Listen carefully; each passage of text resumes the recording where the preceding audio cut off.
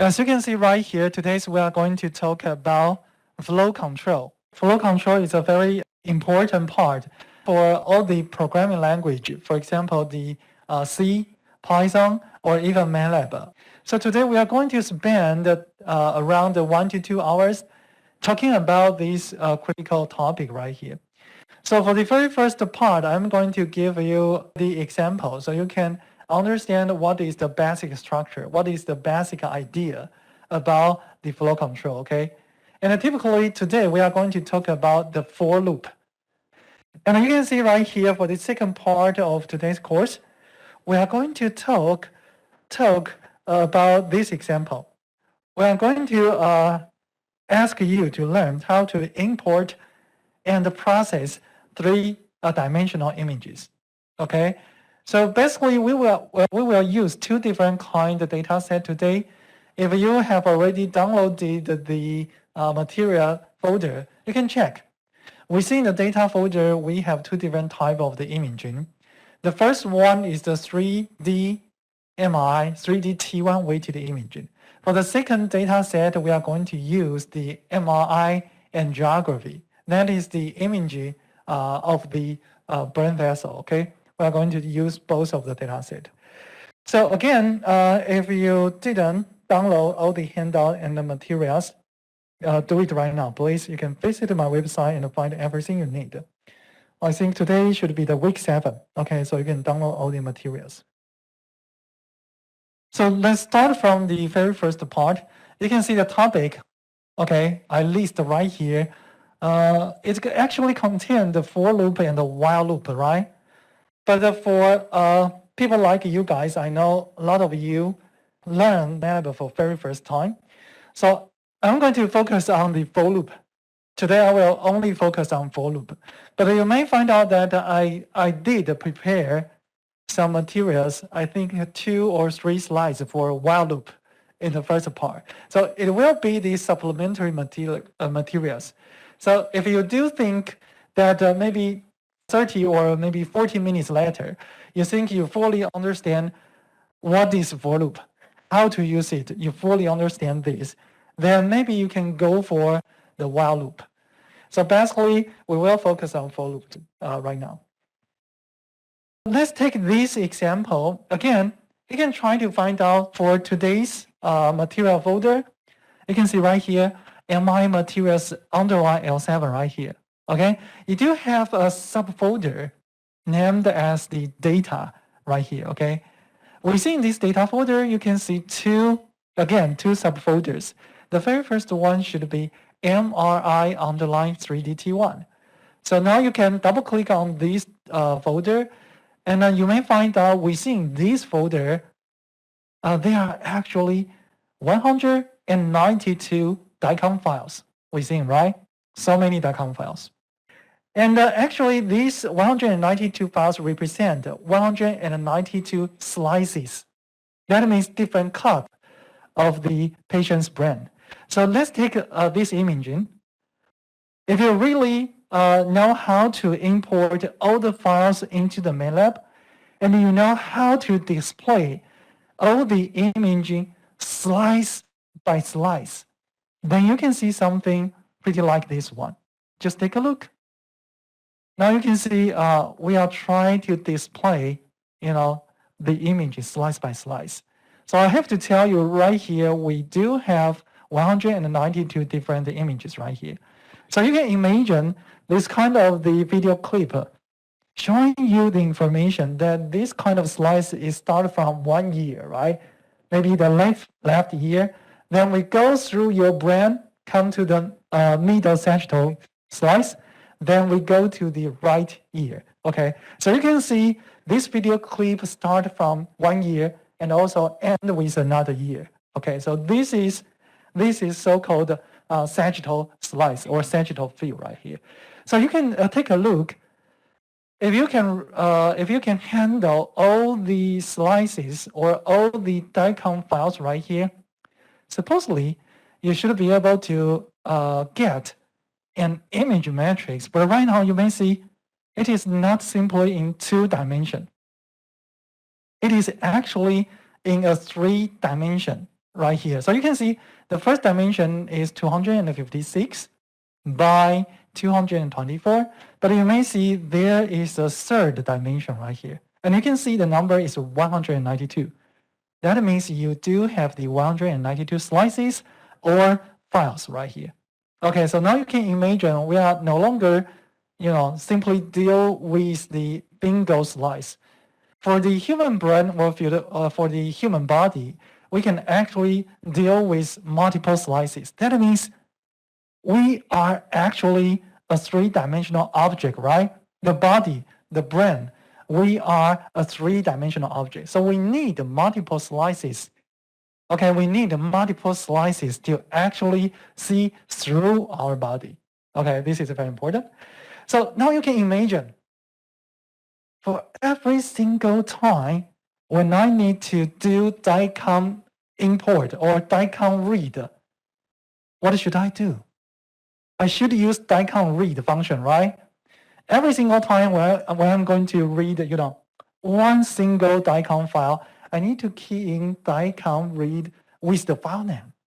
And I need to assign the result into a variable like img. It's what we did before, right? Now you can imagine I have 192 files. So basically, I need to key in this line for 192 times, right? Because for each file, I need one DICOM read. But I have to say this is redundant. Redundant means we just do the same thing again and over again, right? We definitely need a smart way to do this, right? Okay, so basically, we are going to talk about for loop.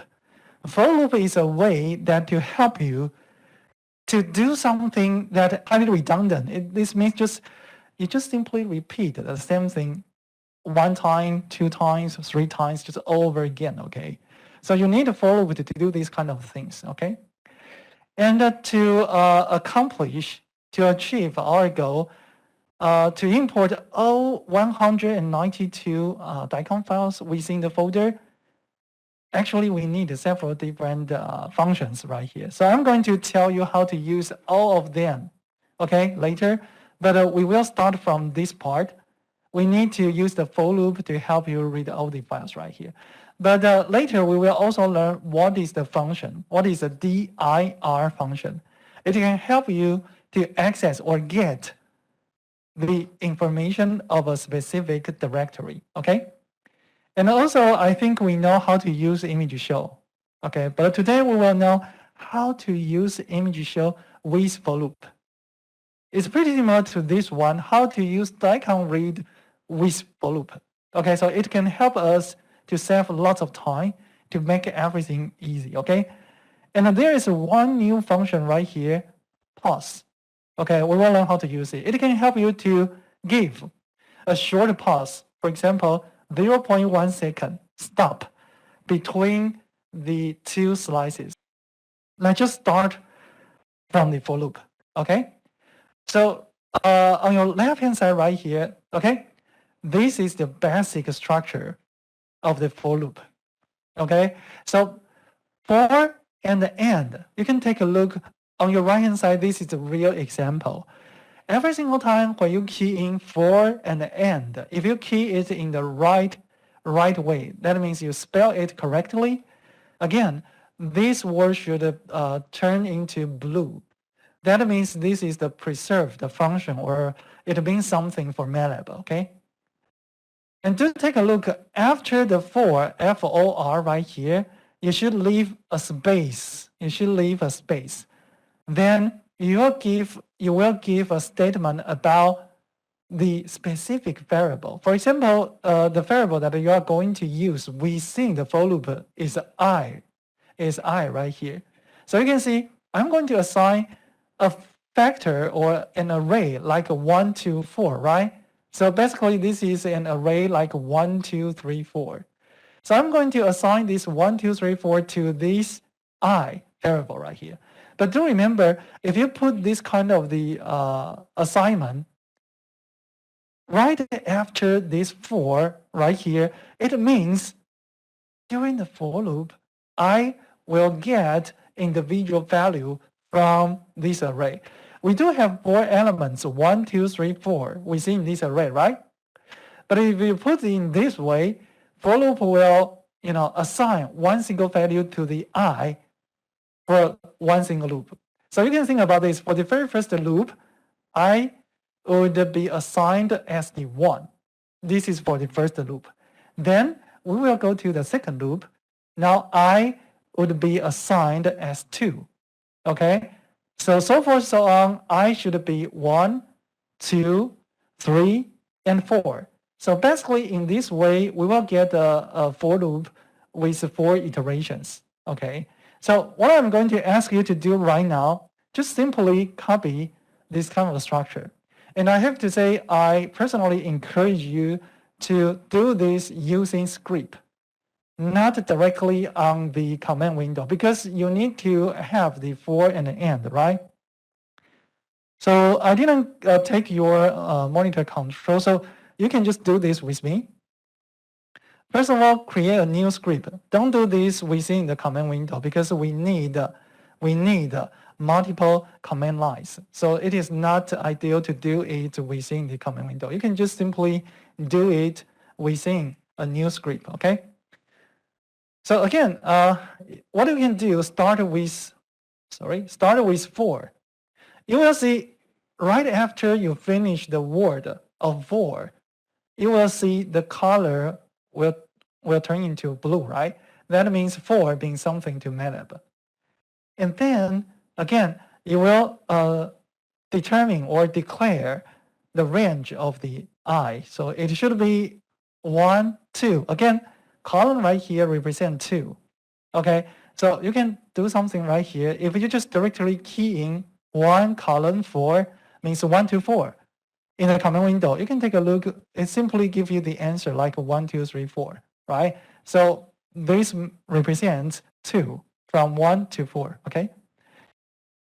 And then after you finish the very first line of the for loop, I personally recommend you to give one enter, second enter right here, then just finish the for loop, so key in end right here. So you need to know that for a basic structure of the for loop, it always starts with 4 and always end by this word, end, END. Pretty straightforward, right? Okay, and between 4 and end, here is the place that you can put something, okay? You can put something. So what we're going to do, we simply put an I right here. Just put an I right here, okay? So now, before we can run this script, you need to save it. So save it to anything, for example, EX or something. I just save the script first, then you can run it, okay? So let me clean my command window. So let's try it. Once I'm ready, I can just press the run button. So now you can see what is the answer. The answer would be like, you can see the value of I is 1. Now for second loop, this is the first loop, because for the first loop, you call I for the very first time, right? So it will tell you that I is assigned by the value of 1, right? For the second loop, now you can see the value of I is 2, right? Third loop, 3 right here. Fourth loop, 4 right here. Okay, and you can take a look on the workspace. After you finish this for loop, the final value for the I is not 1, 2, 3, 4. It's simply 4. Because this kind of the description right here or statement right here will simply assign one single value within this 1, 2, 3, 4 array. Okay, one single value from this array to I for one time. Okay, so you can see I for the first loop is 1, but for the final loop, once you finish all the for loop, it should be 4 right here. Okay, so just think about this. And then you can try the second example right here. I'm going to directly copy it. Okay, so if I'm going to change something like this one, now you can see I start from 4 and end by 1. Do you think this will work? So let me again clean the command window. If I press the run in this kind of the case, I'm going to delete everything. Okay, I run it, you may find out there's nothing coming out, right? And you can see the value of I is simply empty. What's going on? You may think about this. You may say, teacher, this is 4 to 1, right? But let's take a look. What can we get if you use this kind of the statement? Yes, what can you get? Actually, nothing. Why? Why it is nothing? We start from 4, we end by 1. So supposedly I should have 4, 3, 2, 1, something like this one, right? But do remember, very important thing. If you use this column between two numbers right here, by default, it will use 1 as the increment. So basically, for the previous example, 1 to 4, it's okay because we use 1 as the increment. So it naturally becomes the 1, 2, 3, 4. But for this case, again, we use 1 as the increment. But you can think about this. 4, the next value should be 5, right? It is not 3.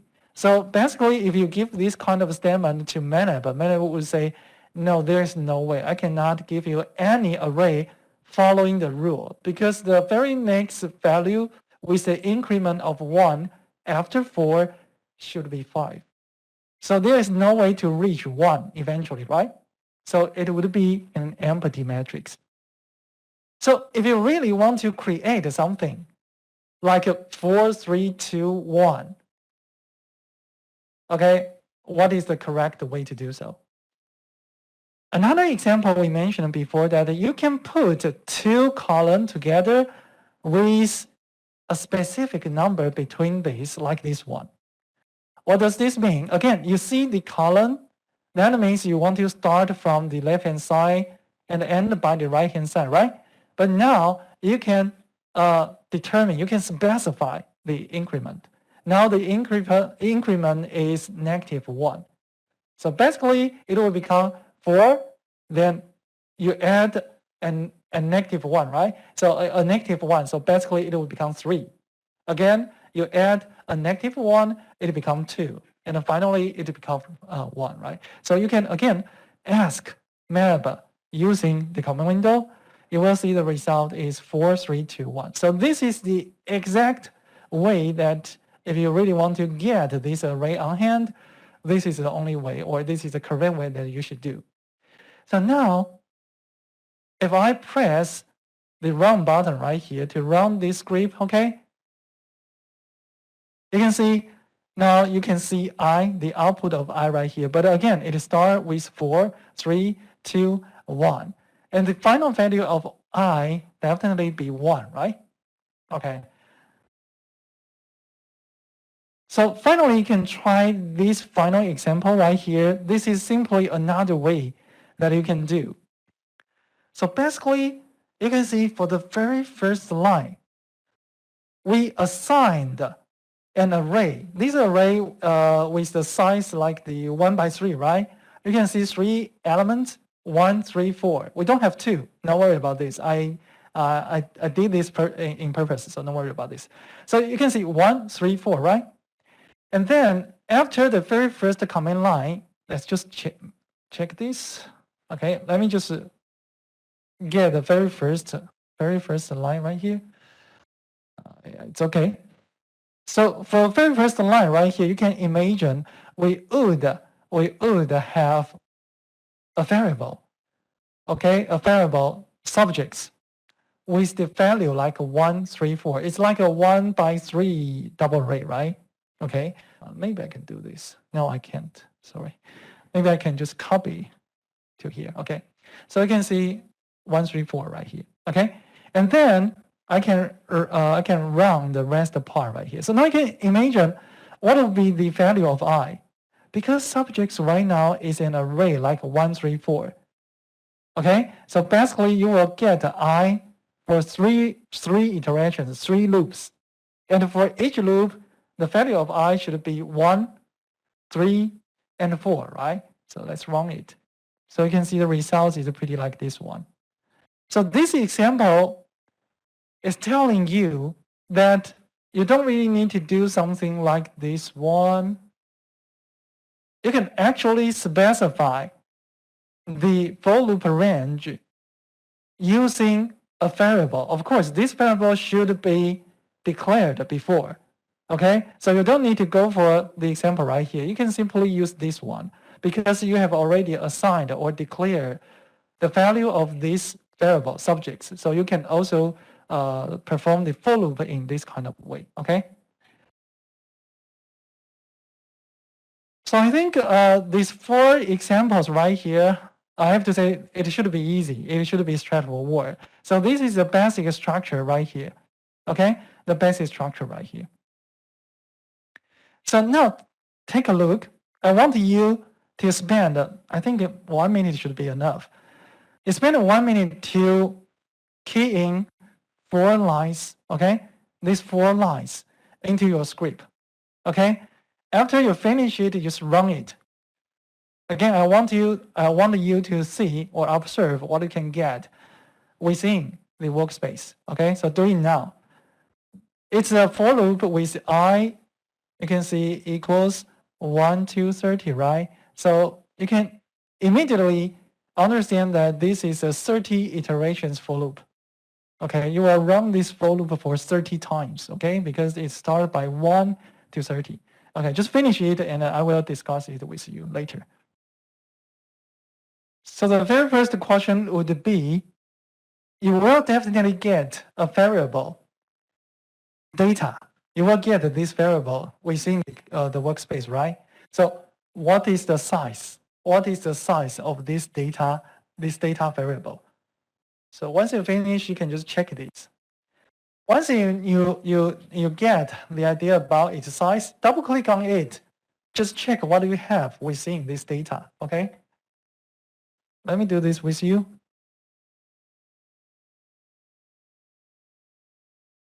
Okay, so once you you put everything within your script again, you can save it and run it. You should be able to find out that the size of the data is 1 by 30, and it is a structured array because you use this kind of the statement, right? Okay, so this is the first field, this is the second field. Okay, so please double click on this data. You will find out how many, again, we can assume that this is the subject's data. So actually we have, you can see 30, right? We have 30 subjects data right here. And basically you can see the age for each subject. And this is a measure. The measure means some measurement or some data you acquired from this subject, okay, or this patient anyway. So again, you can double click on any element or any entry right here. You can find out, okay, within this major field, this is a double array with a size of 8 by 450, okay? You can see we use the random generator right here. So we are creating a data right here. Supposedly you should not do this, but this is simply a demonstration. So we use the random generator to create age and major data for these 30 subjects right here. So you can immediately find out that previously, if we want to create the data for like 2 patients or 3 patients, we need to key in everything, line by line, do it manually. And it's very time consuming, right? But right now you can immediately find out for loop can give you this kind of things. So how about this? If in a midterm computer test, I say you need to create a data set like 300 or 3,000 patient data set. All you need to do is simply add 2 more zero right here and click run. Ta-da, then you can leave the classroom, right? It's very, very easy, right? You can immediately see, okay, the data set for 3,000 patients or 3,000 subjects right here, right? So I think the beauty, the best thing of the for loop, it saves lots of time for you. If you know that you are going to do something that is pretty similar, right? So basically, what you need to do, you can use the variable like I right here, and I can help you to change through these iterations, right? So I will start with 1, but for next loop, it will become 2. So it is actually help you to create the data for 1, 2, 3, 4, 5 until 3000, right? So this is what you can use. So I think this quick example right here can help you get the idea. So maybe we can do pretty similar things for DICOM read, right? If you can replace this part by DICOM read, then you should be able to read all 192 DICOM files using for loop, but not by yourself, right? Okay. But before we can do that, I just want to show you some further information for the for loop. You can see this is so-called nested structure of the for loop, right? This term represents that more than one level of the for loop. Let's take a look right here. You can see this is a set of the for loop. Again, we say for loop always start with a for and end by an end. Okay, so this is the first level or first set of the for loop. But you can find out that within this for loop, there is a second level or a second set of the for loop. So this is so-called nested, or you can simply just remember this like the multiple levels of the for loop. Or in plain words, it's more like the for loop within for loop. Okay? So now you can take an example on the right-hand side. Okay? Maybe you can, again, just key in this into your script and check what would happen, okay? Please just take a look right here. Let's just go through these lines. Just pretend that you are the MATLAB, okay? Basically, MATLAB will run command line by line, okay? There is a certain order, okay, that the MATLAB would execute or run each single line right here. So then start from the very first line, you can see, okay, right here, we can see this is the first level of the for loop. And you can see within this for loop, we are going to use this variable I as the changing variable. It would have the value like 1 and 2. Of course, for each iteration, each loop, it will simply have a single value. So I would start by 1, and for the second iteration, it will become 2, right? But do remember, once we enter this for loop, we have already mentioned that we will have the I like 1, right? But once I is assigned as 1, you can see immediately we see a second loop right here. This second level loop right here, we are using the variable name like j. So this is not I, okay? This is another variable j for this second level loop right here. So now you can see j should change with the range like 1, 2, 3, okay? And I think in the most internal part right here, I try to put the value of I and j together and assign these values into a new variable and right here. Okay, so this example can help you to understand how MATLAB would execute or run this kind of the nested structure of the for loop. So let me just click on run. So let's take a look on the results.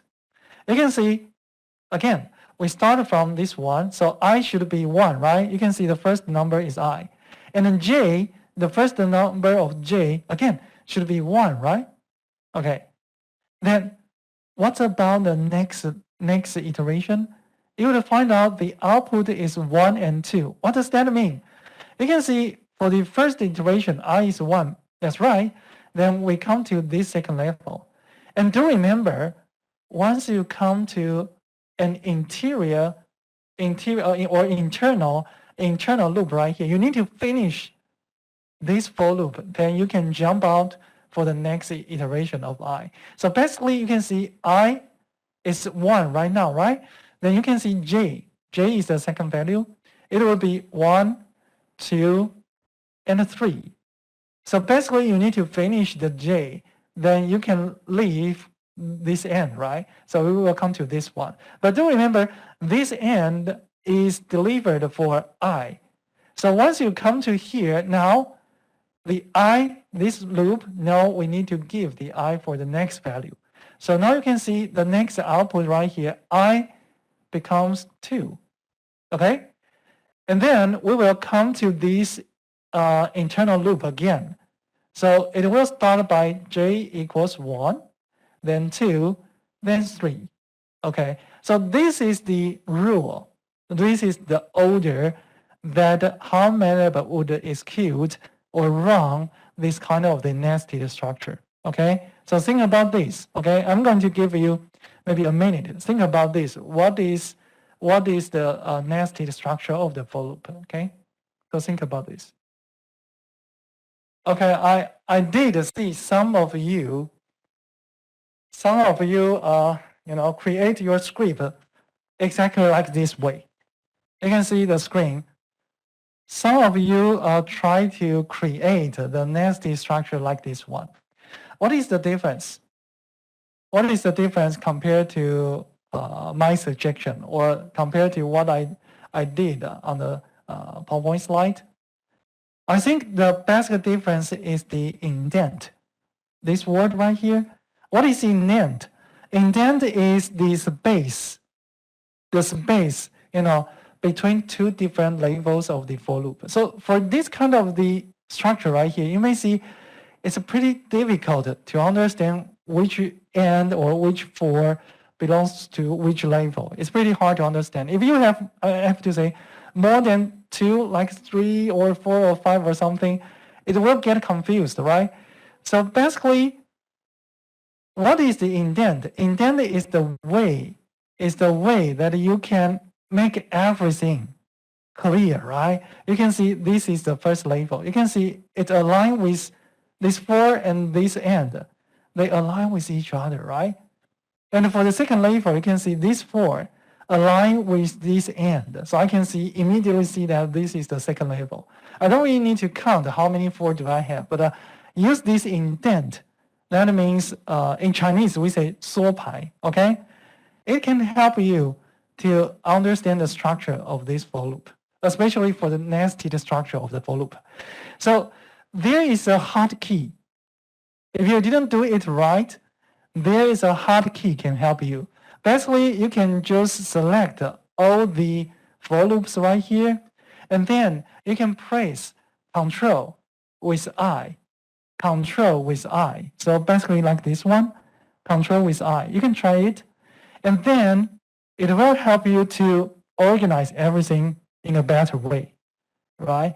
And if you want to find out is there any button that you can press for this kind of function, I think it's right here.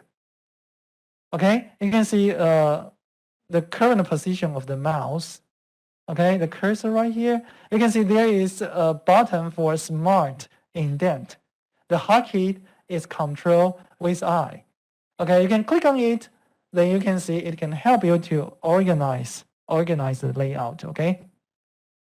So this is something I have to say very, very useful when you are creating some huge script with over 1,000 command lines right here. This is a pretty good function you can use. Okay, so let's go for the next slide. So this is just another example right here. So you can see I'm not going to ask you to copy everything to your script, but just follow me. Maybe I can help you. Okay, just follow me. You can see I use the random generator right here to create an A variable, and it should be the array with the size like 5 by 6, right? Because I put the 5 as the first dimension, 6 as the second dimension. So it is 5 by 6 right here. So this is A, and this is B, another random generator right here. So it would be the same size, but they all have the random numbers within, okay? And now what you can see, again, I have a nested for loop right here. And the purpose for this double level or for this nested for loop is that I'm going to do the, for example, the matrix operation. I'd like to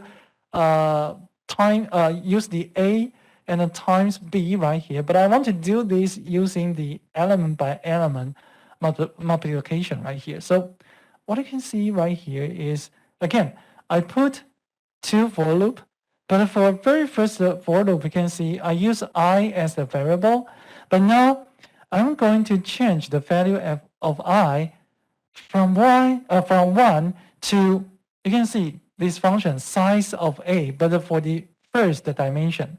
Okay, so let me do this for you.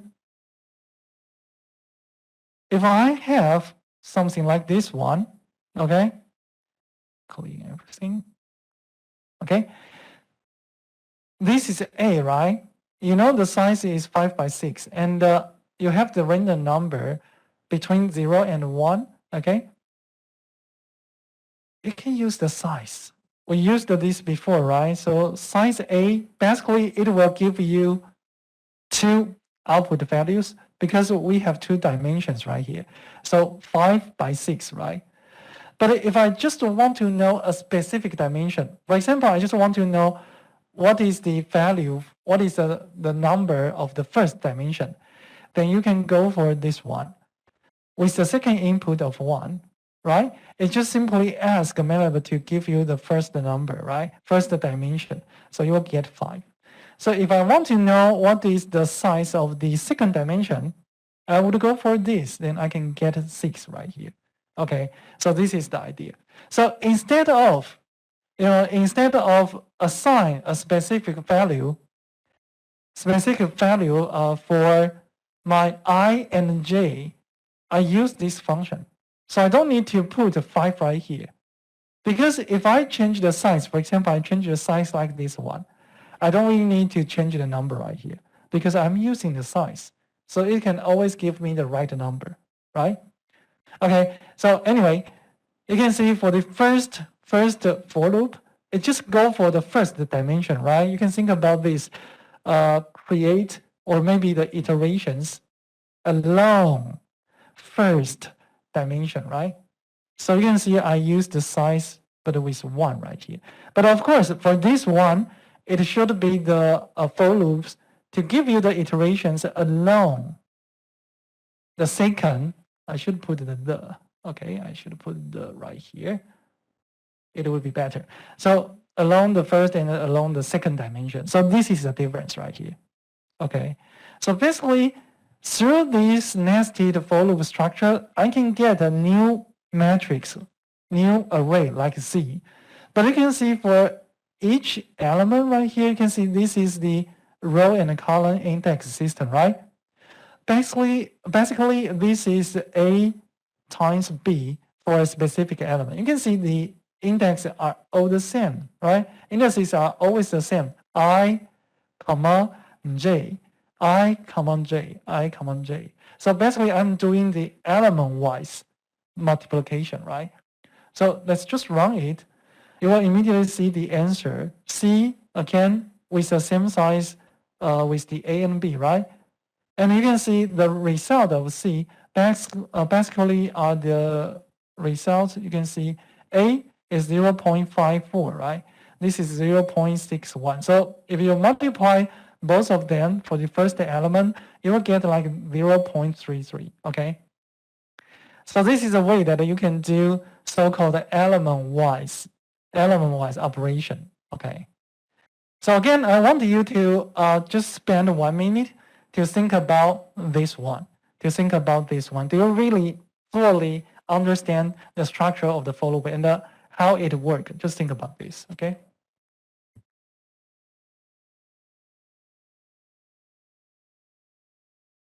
Okay, so basically you can do pretty similar things. You can do a pretty similar thing right here. If you really want to know what is the order, or what is the iteration of I and J, you can simply put this right here. Okay, so once you put it right here, you can just run it and check what you have within the command window, okay? So if I run it, now you can take a look. You will find out the order for this double loop, the order for this nested structure. It started by I equals 1, j equals 1. And then you will see the second time when the MATLAB come to this line is more like a 1, 2. So you will have 1, 1, 1, 2, 1, 3, 1, 4, 1, 5, 1, 6. Then you will leave this internal loop, right?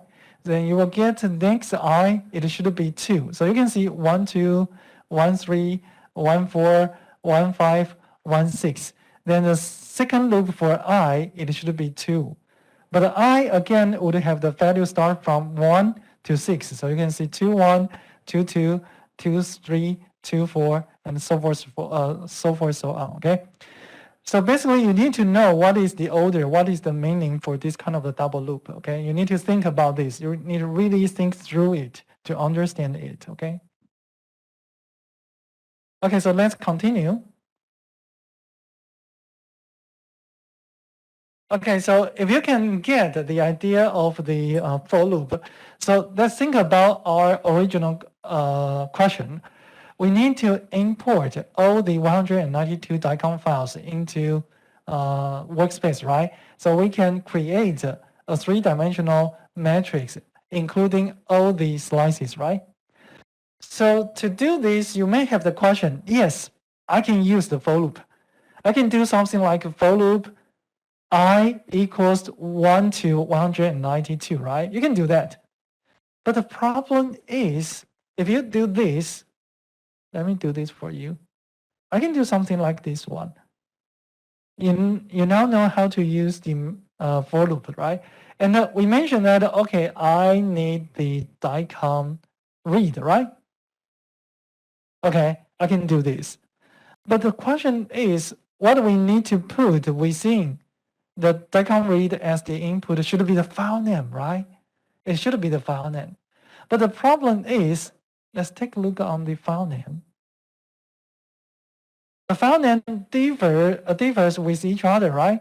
This is 0, 0, 0, 1, 2, 3, 4, 5, right?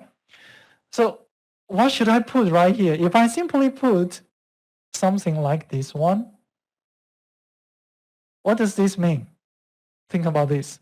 What does this mean? That's right. I simply read the same file for 192 times, right? Because I have 192 loops, but I always read the same file. This is not what I want, right? So I definitely need to change the file name within this loop, right? So you can simply run it, and then you will find out. Oh, sorry, I didn't. Oh no, I didn't set the folder in the right position because this 001.dcm is not actually within this folder. It's actually within data, right? And MRI 3DT1. So you cannot directly do that. And I think the extension is not DCM, it's IMA. So if you didn't change the current folder under the MRI 3DT1, you need to do something like this one. Like this. Like this. Then you can get this file. Let me try. Okay, you need to give much more complex file name right here because 0001.ima is not directly under the current folder. It's actually this dot represent the current folder. It's actually current folder, and you can go into the subfolder, and then there is another subfolder. Then you can find this file anyway. But I need to remind you, if you are the Mac system user, you need to go for this one. Because for Mac, I think the folder separation is using this sign. Okay, so think about this. If you are the Mac user, please go for this one. If you are the Windows user, go for this one because they use the different type of the sign. Okay, but just pick one. You don't need to go for both one. Okay. If you are the Windows user, but you use the second one, I think you will get the error message. No, it's work. Okay, I think the MATLAB getting smarter and smarter. If you go for this one, MATLAB can still work for Windows. But how about for Mac user? Maybe you can also go for the first one. For the old version of the MATLAB, you cannot use this kind. Anyway, just try it. Just make sure you can get the file. But again, let's come back to this example. It still has a problem. You may find out that for the answer, IMG right here, you only have one single slice. You can see the image matrix size is like this one. You can, again, use the image show. Maybe we can use the image show to display this one. But I have to say, again, this is simply one slice. You didn't get 192 slices. You can see it's just a border of the year, okay? Year shell right here. But anyway, this is not what we want. We really want to get all the images right here. So I think the problem, the issue will be right here. How can we change the file name within this for loop, right? So we need this one. Let's learn this new function. This is another MATLAB function, dir.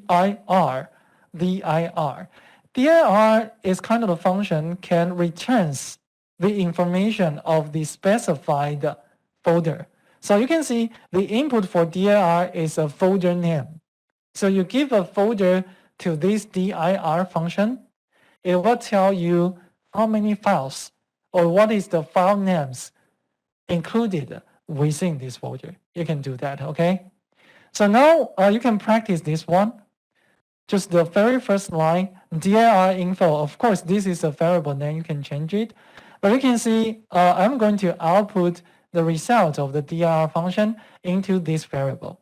And again, you can see now I'm simply give the folder name, not a file name, but a folder name, because I want to get every single file name for this within this folder, okay? So I need to give the folder name to the dir function right here. So let me get this one, okay?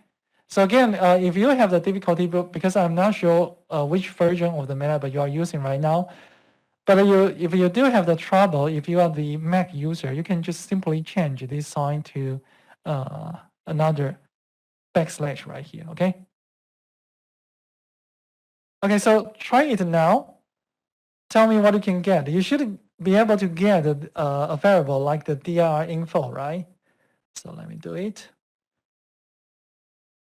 Okay, so this dir info will show up within your workspace. You can see the size is 194 by 1.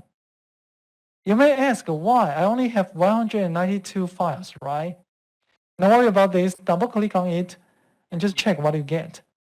Okay, so now you can see, again, this is a structured array. You do have a field name. You do have another field folder. You do have another field date. Bytes is dir and the date number anyway. So let's just check the field of name.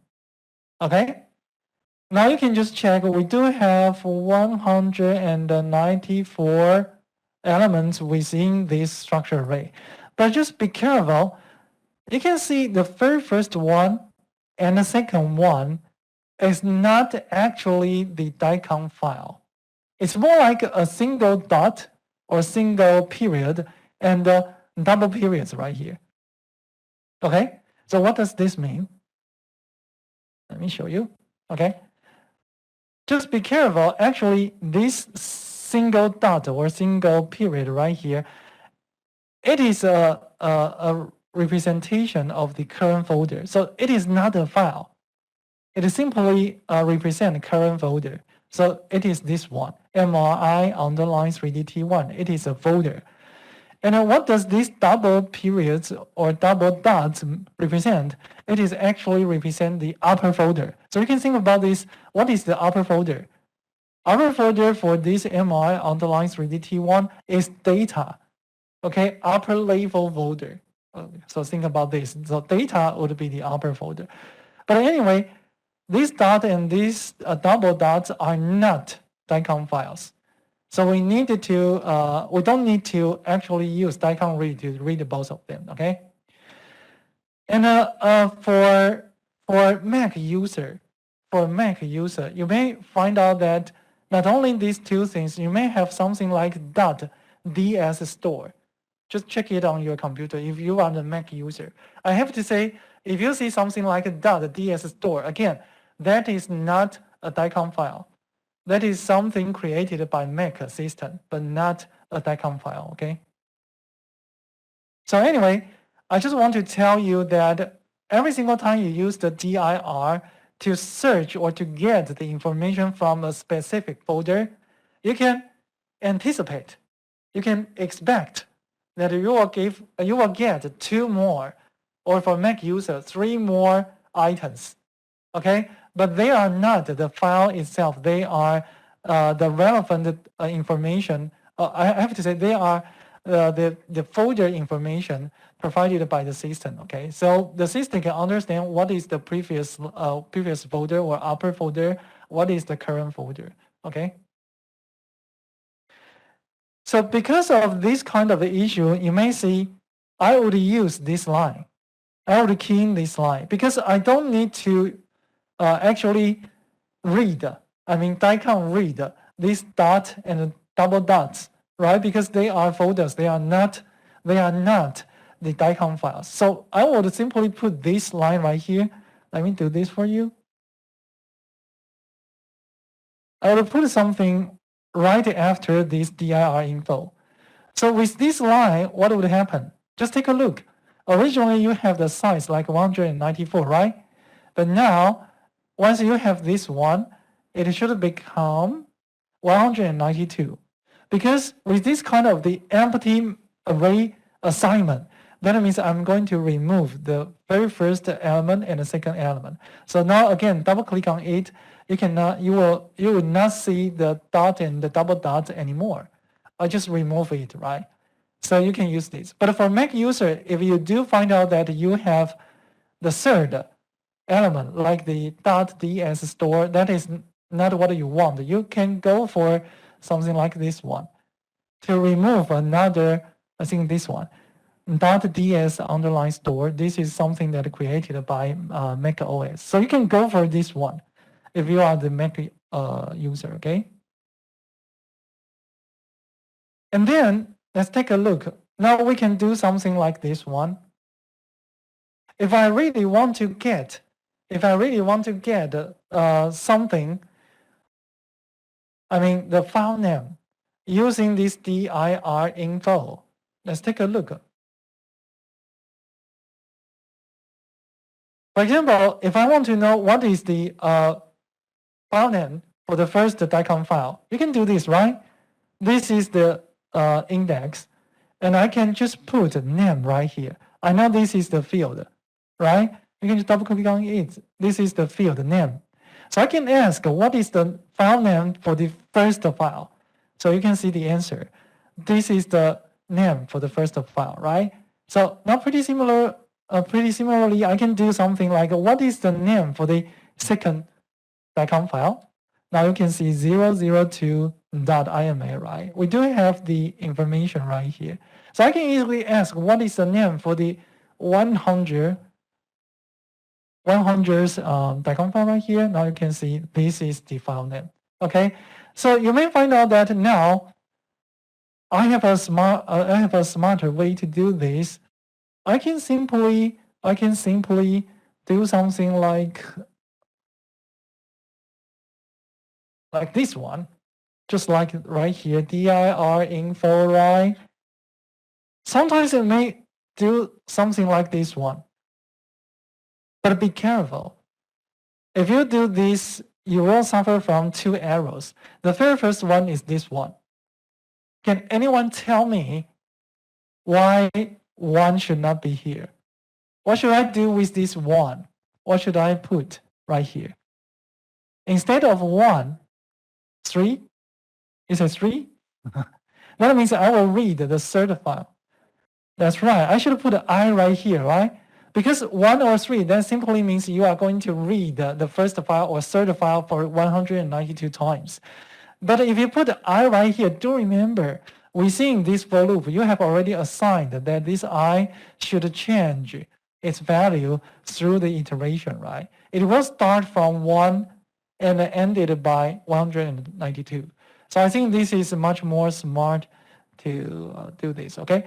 And the second error right here is you need to give a square brackets right here to concatenate the first word to the second part, first part to the second part. So let's show you right here. If I do something like this one,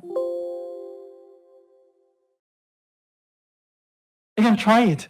You will see the error message because right here, MATLAB cannot read this kind of the statement.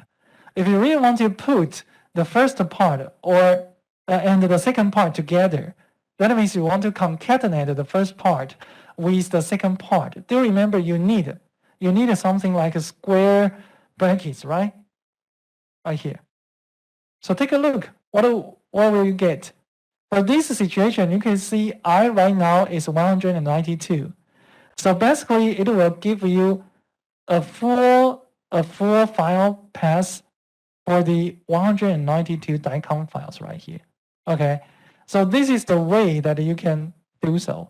But you may find out for the something that I displayed on the slide, I didn't key in the file path by myself. I actually use this variable. I actually use something like here. You can see I try to put the directory path in the very beginning. Okay, I just want to make everything simple. Okay, so you can see now I replace the string. I just try to assign this information, this file path, into a single variable. So I don't really need to repeat everything again and over again. So right now, what I can do, I can simply put right here. Okay, because they are the same thing, right? Okay, but do watch out this. If you put something right here, let me do this. Okay, if I put something right here, tell me something weird right here. Tell me which part is wrong. Can you spot? Can you find out there is something wrong? Where? It is not a real file path because right here, 3DT1 right here, it should have a slash right here, right? So that means because for the original dir path right here, I didn't put a slash right here. So two ways you can do this. You can simply add a slash right here. Or another way, for MATLAB, there is a reserved variable like a file SEP. SEP represent separation. Okay, so you can see that for Windows system, it will be like this slash. But if you are using the Mac system, the answer would be backslash. So anyway, you can use these things, or you can use file sep. I think both are fine. Okay. So this is the way that you can actually read all 192 files. But if we stop right here, let's just run it again. What would happen? You will find out eventually the size of the IMG right here is still just for one slice. So can anyone tell me what happens right here? Think about this. I do change the file name, right? I do use the for loop to run it for 192 times. But why I didn't get the matrix like what I said before? It should be 256 by 224 by 192. But I didn't see the third dimension right here, right? So what happened? Because of this one, you can imagine what I'm doing right here. I just repeatedly read different image, but assigned to the same matrix right here. So basically, you do have the first imaging assigned into this IMG. Then I get the second imaging. Again, I override the IMG, but it still has the two-dimensional size, right? So here's another thing you need to do, like this one. What does this mean? Take a look. Now I have two commas right here. That means I do have 3 dimensions, right? So now every single time I read a new image, I would assign this new image to a specific slice. Normally we put a slice in a third dimension. So here is row, here is column, and here is a slice. So once I change it, you can run it again. Now check, the dimension now is 256 by 224 by 192. Because now I put a different image as different slice right here. Okay, so after this, now you can really display some image. For example, I want to display maybe the number slice number 100 right here. Okay, so once you do this, you can display it. Just wait. Right here. So now you can see this is the slice number 100 right here. Okay, because now you have plenty choice right here. You can display maybe 50 slides, maybe 100 slides right here. Anyway, this is what you can do. Okay, so think about this. You need to understand what does this one mean. I just change several parts like this one and like this one. You need to think about what does this mean. Okay, so I'm going to give you just 1 second, 1 minute to just think about this.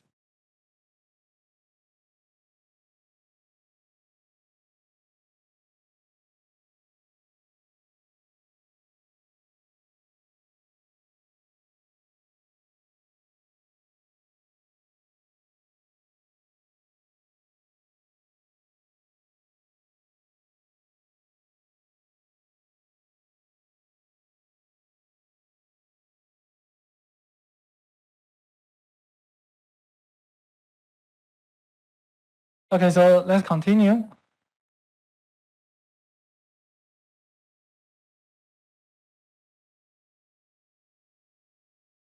So next question is that whether we can display all the slices, sequentially.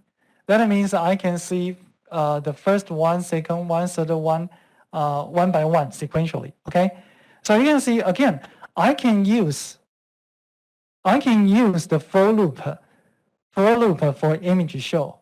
Okay, so instead of doing something like this one, you can see this single line can only help me to display a specific slice, right? If I want to display everything, now you can put this within a for loop, right?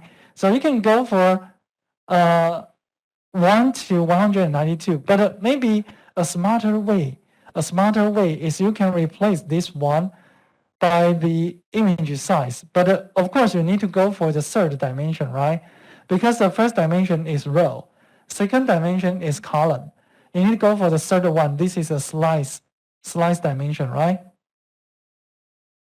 So now, do remember, if you go for this one, again, you wouldn't have the problem right here because even you go through so many different iterations, you will always display the slice number 100, right? You don't want this to happen. So you need to, again, replace this specific number by the variable that you are going to change within the for loop, okay? And I'm going to put a figure right here. So I want to just show a new figure right here. But if you do this, just follow me. I'm going to press the run button. What will happen? Okay, now you can see. You can see this, right? You can see this just one by one because now MATLAB is trying to go through the for loop. But sometimes you may think the display speed is too quickly that I cannot carefully see the single slice. So can I make a short pause? Then this is the way that I can use this one, pause, P-A-U-S-E. It's pretty straightforward. If you put a pause right here, every single time when MATLAB comes to this pause function, it will stop. It will stop until you tell MATLAB to proceed. Okay? So let me do this again. You will find out now I didn't see the sequential slices right here. MATLAB just stop right here, right? You just take a look. You can see there is an information, a message right here. On the left lower corner, you can see paused. Press any key. Okay, maybe I can show this on your monitor. So you can see this message is pretty small. Okay, the word is pretty small, but you can see paused. Press any key because you put the pause right here. So if you want to see the next slice, you need to press any key on the keyboard. For example, I'm going to press my enter button. Okay, again, then you will see the next slide. Every single time you do think, okay, I do want to see the next one, then you press any button on the keyboard. Now you can see if I press it much more quickly, it will show much more quickly. But if I stop, then it will stop, right? It will wait for your command to proceed. Okay, so now I think I'm done with this slice. I want to go for the next one. Then I'm going to press the enter, anything. Okay, so this is the way that you can control the display using the pause. But I have to emphasize one thing. You may say, teacher, I don't want to press the enter button for 122 times. It's just too tired, right? What you can do, I have to say right now, even I close the figure, you may find out MATLAB still get stuck because MATLAB is still waiting for your command, right? Can I interrupt it? Can I really stop it? I don't want to display any more image. What can I do? There is a hotkey. This one, Control with C. You need to go for a command window. Do remember, it's only worked when your cursor is within the command window, okay? Right here, make sure your cursor is right here. Press the hotkey, Control with the C, right? Okay, now you would see some message like this one. Operation terminated by user. I just want MATLAB to stop this kind of the for loop, okay? So I can use the Control with C. But if you press the Control with C within the editor right here, it won't work because Control with C simply represent a copy, right?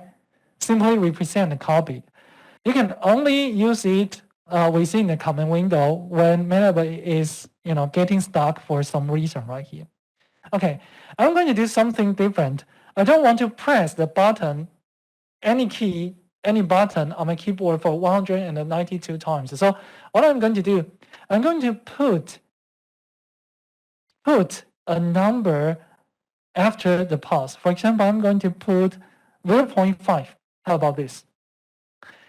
This represents that MATLAB will give you a 0.5 second pause between slice, okay? So once you get the first slice, MATLAB would wait for 0.5 second and then go for next iteration. So you don't need to press anything, but MATLAB will do it for you with 0.5 second separation. So let me do this for you. So now you can see I don't need to press any button. My hand is up. I didn't push anything. And you can see MATLAB would wait for 0.5 seconds and then display for the next slide. Okay, so this is another way that you can use the pause function right here. Okay, but again, I have to emphasize that every single time if you want to run your code and you need to wait that long to finish the process, I have to say it's a little bit time consuming. So maybe you don't need to do this. So anytime if you want to interrupt, if you want to stop this screenshot display, again, come to the command window and press Ctrl with C. You will see this kind of message. So MATLAB will stop this for loop right here. Okay. Okay. So right here, I think this is the part that you can do, and you may see something that I put within the slide. Not only the imaging show, I actually put some different things right here. You can see border type is something we used before, right? I don't want to waste the border region. But now you can see something right here. Initial magnification.